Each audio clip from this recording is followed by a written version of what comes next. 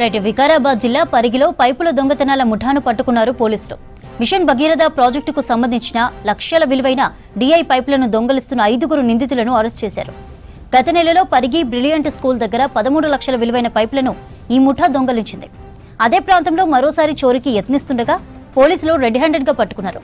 నిందితులు గతంలో వికారాబాద్, నల్గొండ జిల్లా హాలియాలో కూడా వరుస చోరీలు చేసినట్టు విచారణలో తేలింది.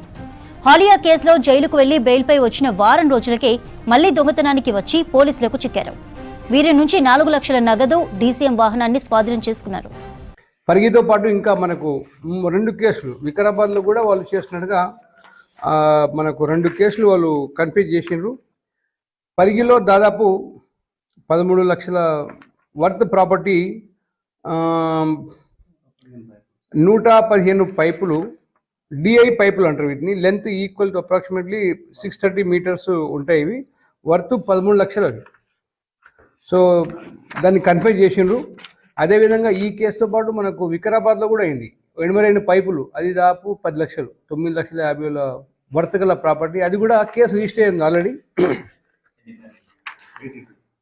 82 పైప్స్. తర్వాత మళ్ళీ ఇంకోటి వికారాబాద్లో కూడా అయింది. మళ్ళీ అది కూడా రీసెంట్గా అయింది, మొన్న 10వ తారీఖు డిసెంబర్ లాస్ట్ మంత్లో. అది 20 పైపులు, దాన్ని వర్త్ అబౌట్ 1.5 lakh. సో ఇవన్నీ కేసులను మనం ఎంక్వైరీలో భాగంగా ఇంట్రాగేషన్ చేస్తే ఇవన్నీ ఒప్పుకుని వీళ్ళ పేర్లు ఏంటంటే, వీళ్ళంతా గతంలో ఈ మిషన్ భగీరథలో పనిచేసిన వాళ్ళే. పనిచేసిన వాళ్ళే. దాంట్లో గుంజ రాంబాబు, వేదగంటి శ్రీను, పచ్చెందల అప్పలరాజు, గుండ కల్లూరు సహదేవ్, గుంతకండ్ల మధుకర్ రెడ్డి, సిల్వర సురేష్. దాంట్లో ఇంకా మనకు ఇంకోతను దొరకాలి, అక్యూజ్ నెంబర్ 2 ఇంకా దొరకలేదు, సంతోష్ అతని పేరు.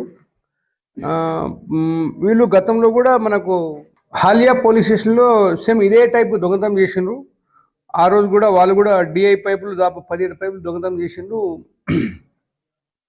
అల్లి వీళ్ళు ఆ కేసులో బెయిల్ మనకు crime number 299/25 Haliya 302 BS Haliya police స్టేషన్లో జైలు పోయి మొన్నే బయటకు వచ్చినారు.